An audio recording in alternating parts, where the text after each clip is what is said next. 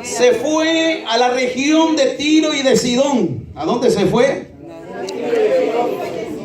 Y aquí una mujer cananea que había salido de aquella región clamaba diciéndole: el tema es cuando Dios guarda silencio, está probando tu fe. Padre que estás en los cielos, Señor, quita todo estorbo, quita todo ruido interno que pueden estorbarnos para que tu palabra nos llegue, Señor, a donde debe de llegar, a ese destino donde debe de llegar, que es el corazón, oh Dios de la gloria. Gracias, Padre, gracias, Hijo, y gracias, Espíritu Santo, por lo bueno y maravilloso que tú eres con nosotros, Señor. Amén y amén. Aleluya. Puede sentarse. Vamos a hacerlo más específico. No predico mucho. Si no, hermano, déjeme, quizás mi mensaje durará de unos 35 a 40 minutos. Pero sí quiero darme a entender con lo que el Señor pone en mi corazón. Aleluya. Una de las bendiciones que nosotros los cristianos tenemos es que tenemos un Dios que es poderoso. Que podemos decir, tenemos un Dios, hermano, que Él sabe nuestras necesidades. Él sabe de lo que usted está pasando. Dios lo sabe todo. Aunque por momentos pareciera, hermano, como que Dios se le escaparan algunas cosas.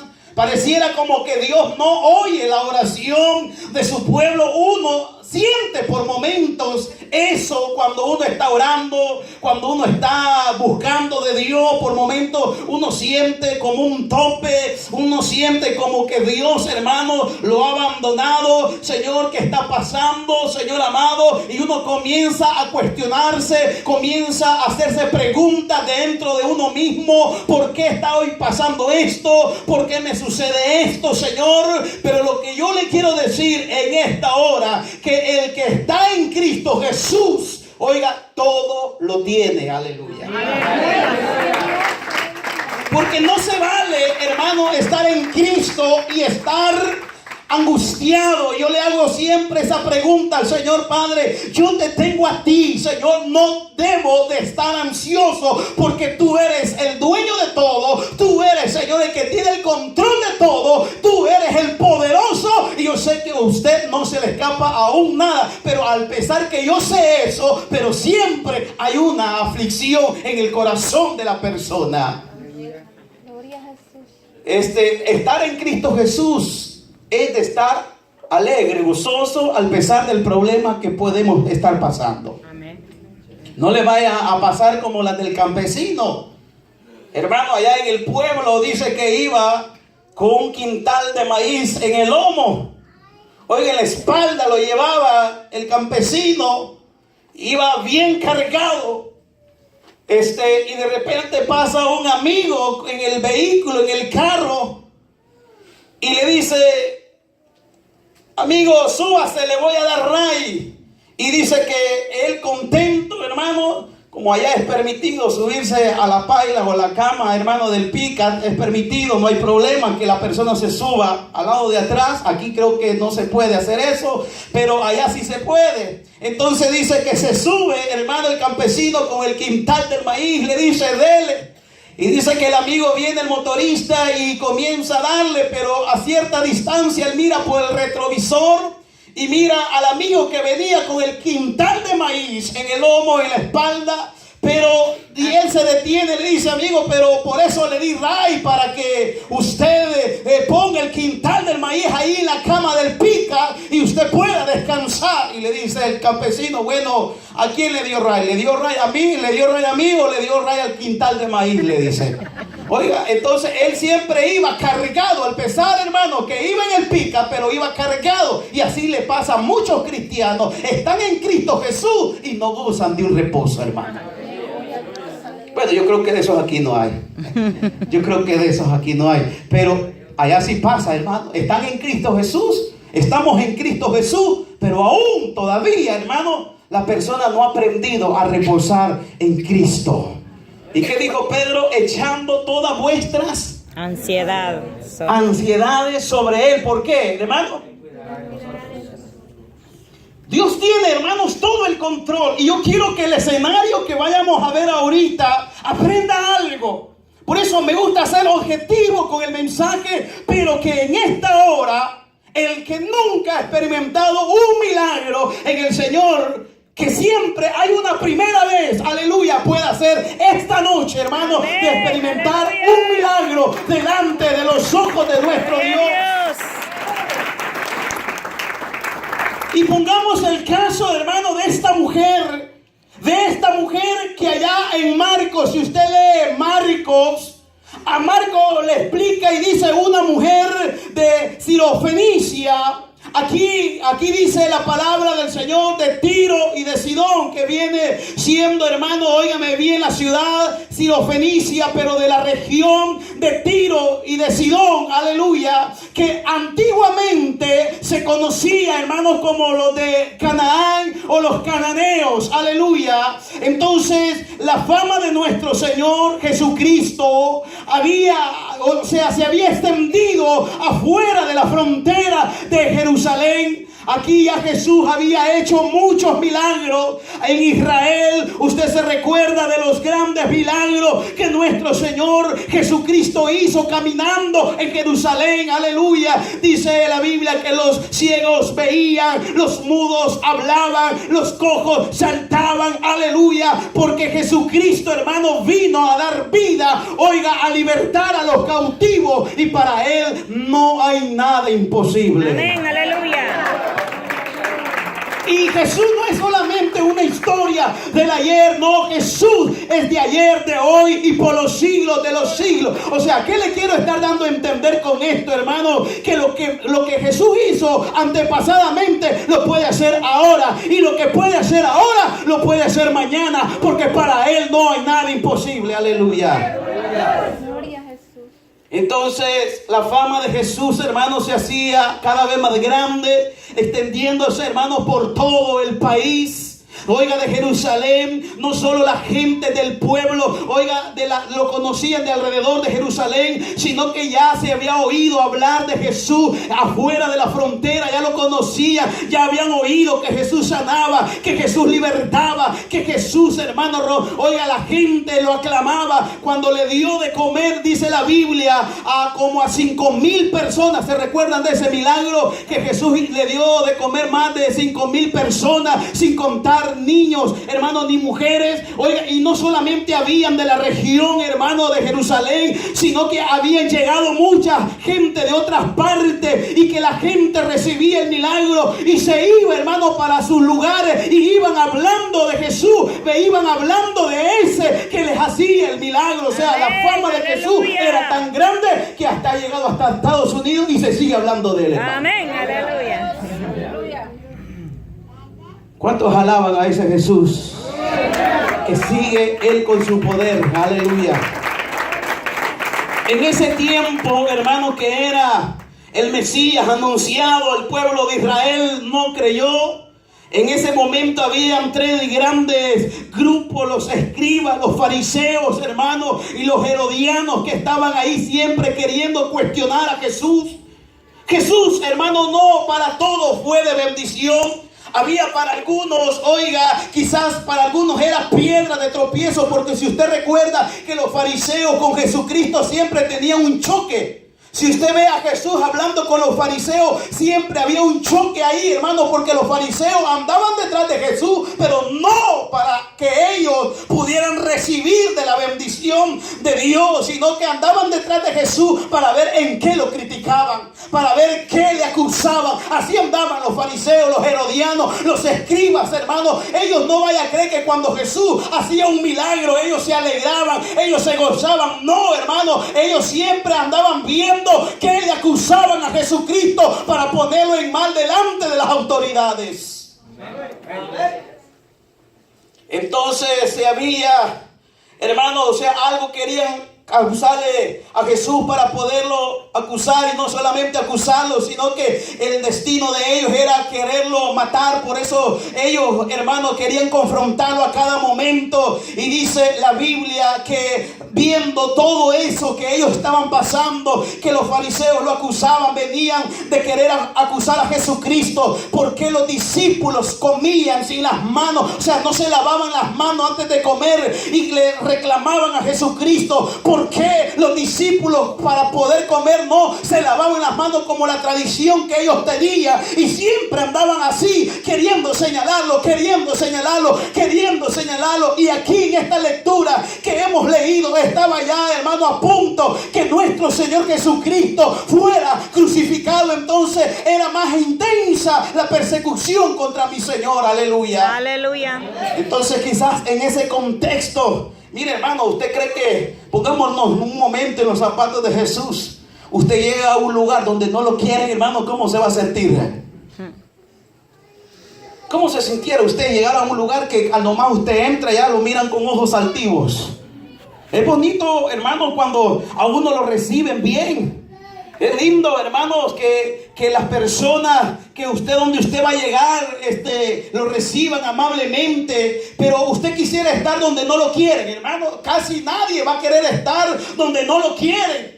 Mejor va a buscar un lugar donde se le aprecie. Imagínese que usted llegara quizás afligido, angustiado, hermano, y no lo reciban con buenos ojos. Entonces los escribas, los fariseos, los herodianos, hermanos, siempre andaban buscando ocasión para poder acusar a nuestro Señor Jesucristo. Amén. Si usted lee el capítulo 15, ahí va a ver usted los escribas, los fariseos queriéndolo acusar. Entonces, cansado Jesús, porque óigame bien, Jesucristo fue 100% hombre. No diga amén cuando dicen que Jesús fue 50% hombre y 50% Dios. No. Y hacen un total de 100%, no. Fue 100% hombre. Amén, aleluya. Y sí fue 100% Dios. Amén. Entonces, cuando yo le digo que fue 100% hombre, era como usted. Comía, descansaba, dormía. O sea, se cansaba como usted, como cualquier humano se cansaba. Entonces, al pesar que sí venía de Dios, hermano, pero en su humanidad, si no, Jesús no hubiera dicho: Señor, que si quiere de mí, pasa de mí esta copa. Oiga, porque estaba afligido, estaba angustiado, pero no se haga como yo quiera, sino, hermano, que se haga conforme su voluntad. Era porque lo estaba recibiendo en su humanidad. Jesucristo, hermano, fue un hombre como nosotros, que le podían herir las palabras, que podían llegar un momento, hermanos, que se podía sentir mal. ¿Por qué dice la Biblia que Jesús lloró? Porque era un humano. Oiga, por eso Jesucristo lloró. Se recuerda ya cuando muere su amigo Lázaro, entonces dice que Jesús lloró porque era humano. Amén. Entonces, en ese contexto en el que le estoy diciendo, me dice mi Biblia, y la dice lo suyo también, en el capítulo 15, versículo 21, en ese contexto que le he dicho. Mire cómo dice la Biblia: saliendo Jesús de ahí. Oiga, saliendo Jesús de ahí. Jesús tiene un propósito, hermano.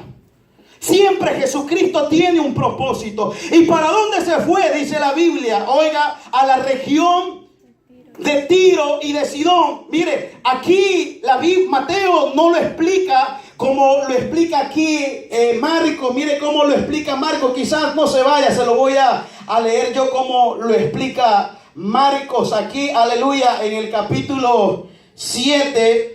Oiga, en el capítulo 7, mire cómo lo explica Marcos, capítulo 7, versículo 24. Dice: levantándose de ahí, se fue a la región de Tiro y de Sidón. Y entrando en una casa, no quiso que nadie lo supiese. Oiga, aquí Mateo dice: saliendo Jesús de ahí, se fue a la región de Tiro y de Sidón. No dice, allá Marco dice, para que nadie lo supiese. O sea, con el propósito de poder descansar con sus discípulos. Con el propósito, hermano, de ir quizás a reposar un momento. Y se fue hasta Tiro y de Sidón. Era la parte norte de Jerusalén. Entonces dice la Biblia que no se pudo esconder. ¿Por qué no se pudo esconder, hermano? Porque dice aquí, y he aquí una mujer cananea que había salido de aquella región clamaba. Oigan, ¿de dónde era la mujer? Allá dice una mujer sirofenicia. Aquí dice Tiro y de Sidón, pero también Mateo dice una mujer cananea. Mateo es bien específico cuando dice una mujer cananea. Cuando nosotros leemos la Biblia, tenemos que ir leyendo las intenciones de los autores para que Mateo estuviera dando esa cierta especificación cuando dice una mujer cananea. Aleluya. ¿Qué quería dar a entender Mateo cuando dice una mujer cananea? No era de los mismos. ¿Qué cree que está dando a entender Mateo? Una no digna. Cuando dice una mujer cananea. Los enemigos. ¿Y de dónde es? Del Salvador. Ah, del Salvador es usted. Oiga, una mujer cananea. Dice Mateo. Mateo lo explica así, hermano. Porque si usted se va a la historia, ¿quiénes eran?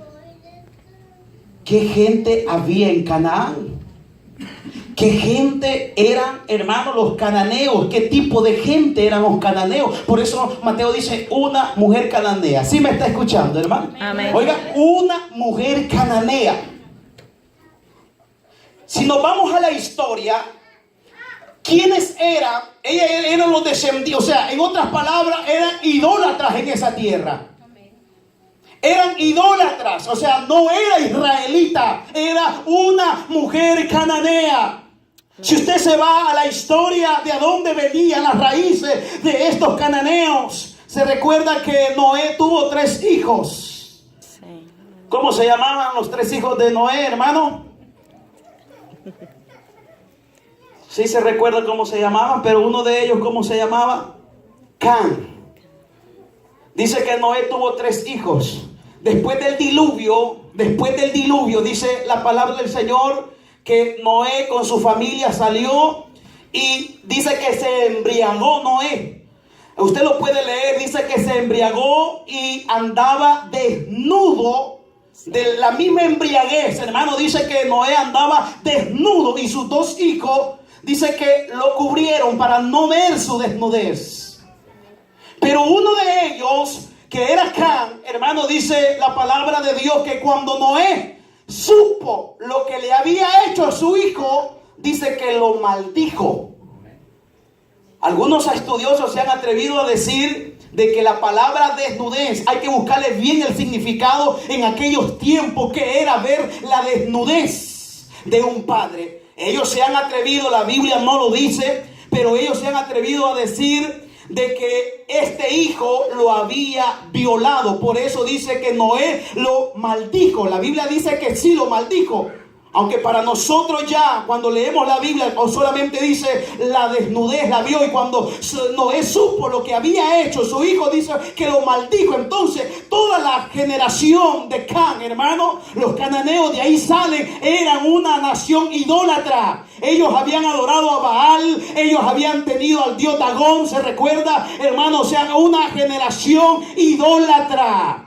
Entonces esa generación idólatra había sido pueblo enemigo de Israel, pueblo enemigo de los israelitas, hermano. Entonces, pero Jesús dice que se fue para Canaán, y si él se quiso ir para ahí, hermano, ¿quién lo iba a mandar? Aleluya. Él se quiso salir de Israel, hermano, y se fue para Canaán, se fue para la tierra cananea, para los cananitas, se va ahí, y dice que no se pudo esconder, sino que le salió una mujer al encuentro, o quizás, hermano, anduvo buscando esta mujer donde estaba Jesús. Aleluya.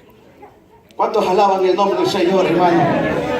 Entonces, ¿cómo era la condición, hermano, de esta mujer cananea? Primer punto, no era israelita.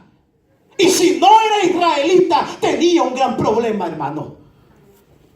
tenía un gran problema. Nosotros alabamos a Cristo libremente y nosotros le damos glorias al Señor, pero si nosotros conociéramos la historia del pasado, hermano, que no éramos pueblo, aleluya. El Señor, hermano, fue muy específico con esta mujer. Aleluya.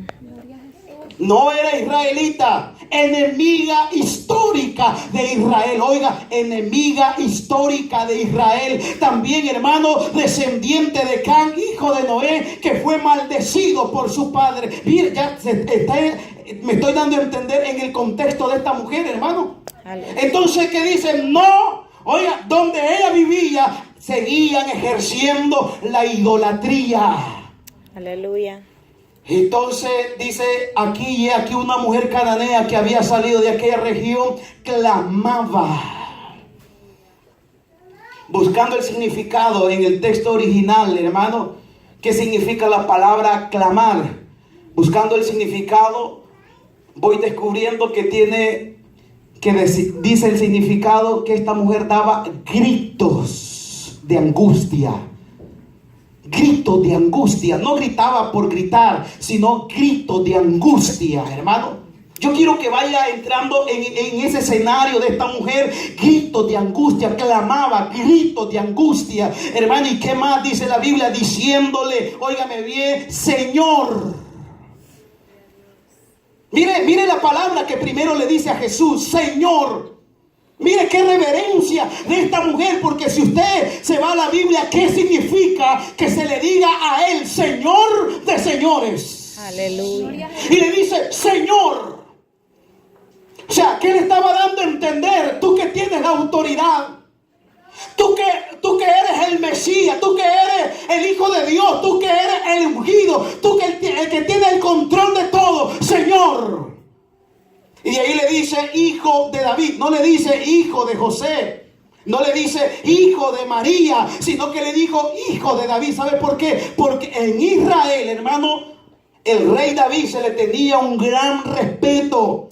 Porque de ahí tenía que venir el Mesías, hermano. Toda la genealogía, toda la descendencia tenía que venir del rey David, porque el Señor había, oiga, de levantar el tabernáculo de David. David tuvo un momento que casi destruye el tabernáculo, pero el Señor dijo que lo iba a restaurar y iba a dar un reino eterno. Aleluya, gloria a Dios. Entonces esta mujer, hermano, fue con doctrina. Fue con conocimiento. Esta mujer no solamente llegó por llegar, sino que le dice la primera palabra Señor, y hay una coma ahí en la Biblia, hermano. Si usted se va al significado, ¿qué le estaba dando a entender Señor? Si usted se va al significado, que le diga hijo de David. Eso se le podía decir allá en Jerusalén, tal vez, hermano, aunque allá algunos no sabían valorar a nuestro Señor Jesucristo. O sea, la palabra Señor, aleluya, la palabra Señor me gusta. Primeramente dice que le rogaba, aleluya. Después le dice hijo de David. Después, hermano, expone su caso, porque ¿qué le dice? Ten misericordia de mí. Y después le dice, mi hija es gravemente atormentada por un demonio. Aquí donde yo quiero llegar. Jesús, hermano, hubiera dicho, esta mujer viene diciéndome Señor. No, primero dice que le clamaba, gritos de angustia. De ahí dice Señor. De ahí, hermano, dice hijo de David. De ahí le dice, hermano, ten misericordia de mí. Venía educada, venía con reverencia, hermano, venía, oiga, dispuesta a recibir el milagro de nuestro Dios, aleluya. Y después, hermano, dice que le expone su caso y le dice, mi hija es gravemente por un demonio. En ese momento Jesús tenía que haberle hecho el milagro por esa actitud de esta mujer. Pero ¿qué dice la Biblia, hermano? Vamos a dar comida, hoy no le damos nada. ¿Está conmigo en la Biblia? ¿Qué dice el 23? ¿Cómo se quedó Jesús, hermano? Señor, Señor, hijo de David, ten misericordia de mí. Mi hija gravemente, oiga, está por un demonio. Y Jesús dice que no.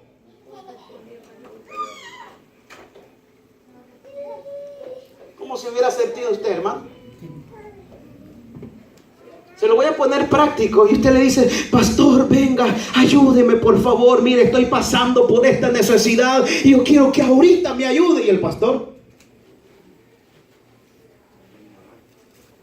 ¿qué hubiera hecho usted, hermano? Aleluya. Jesús no le respondió palabra.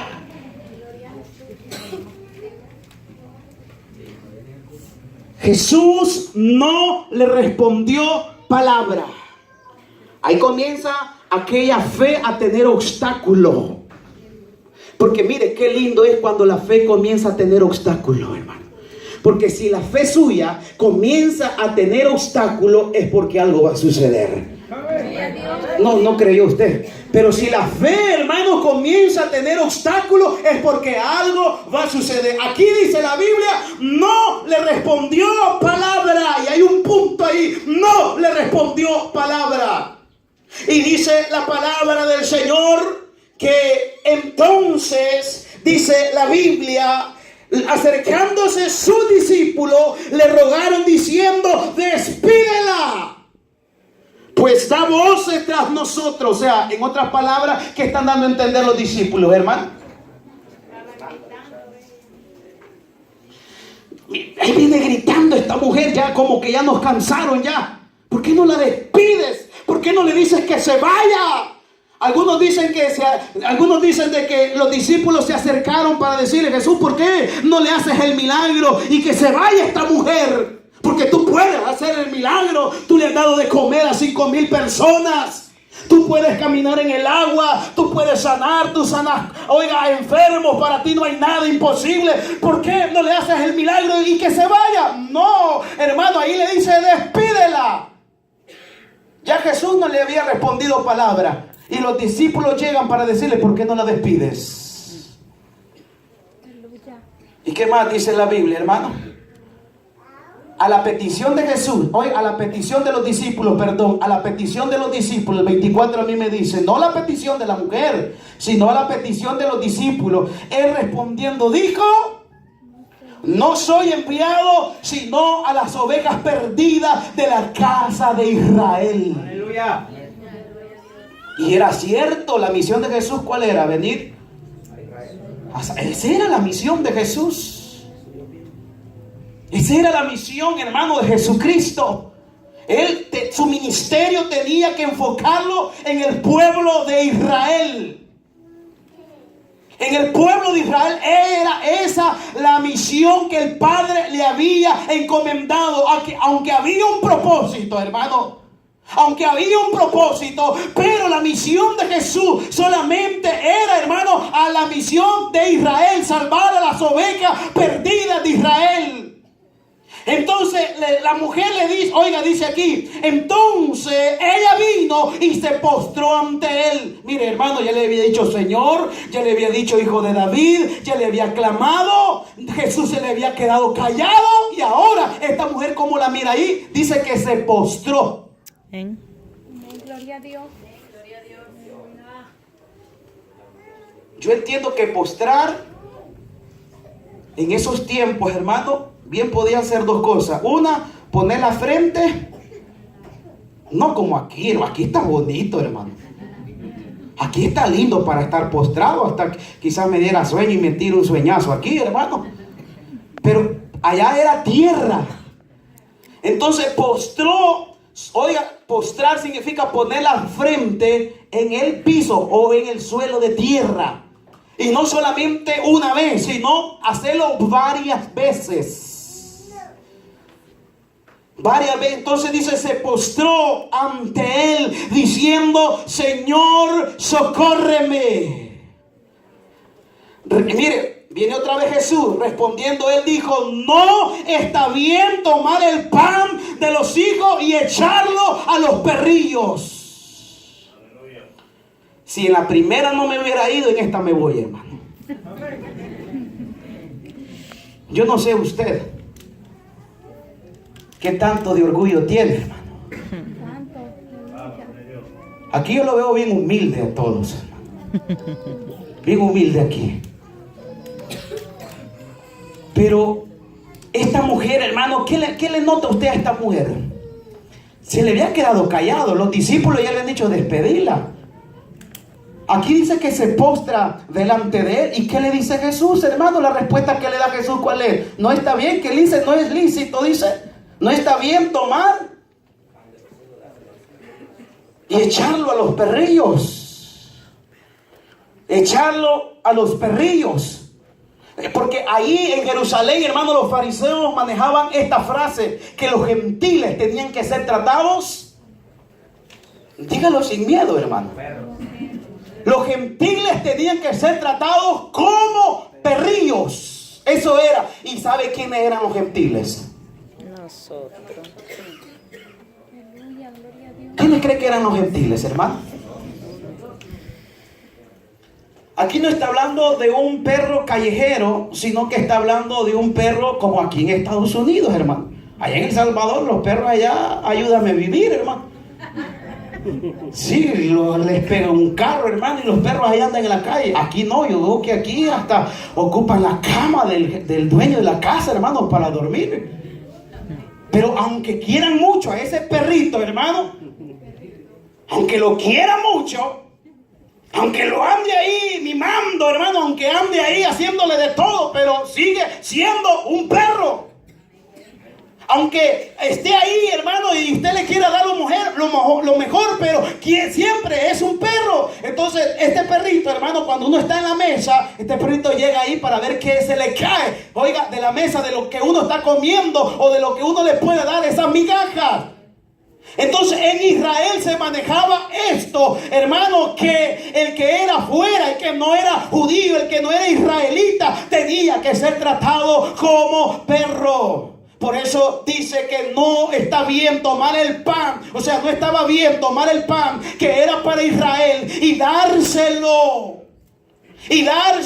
a los perrillos, le quiso decir, hermano. Oiga, pero esta mujer suelta una palabra. Oiga, por eso yo le digo, la mujer, el hombre que es persistente en el Señor va a lograr mucho. Aleluya. Yo no sé si está conmigo aquí, hermano. Oiga, no está bien tomar el pan de los hijos y echarlo a los perrillos. No está bien que tú recibas el milagro mientras que en mi pueblo, mientras que en Israel necesitan mucho de este milagro. Aleluya. ¿Cuántos alaban el nombre del Señor, hermano? ¿Cuántos alaban el nombre del Señor? Denle ese fuerte aplauso. Pero mire cómo lo explica Marcos, mire cómo lo explica Marcos. A mí me gusta buscar los textos paralelos porque mire cómo lo explica Marcos. Deja primero que se sacien los hijos.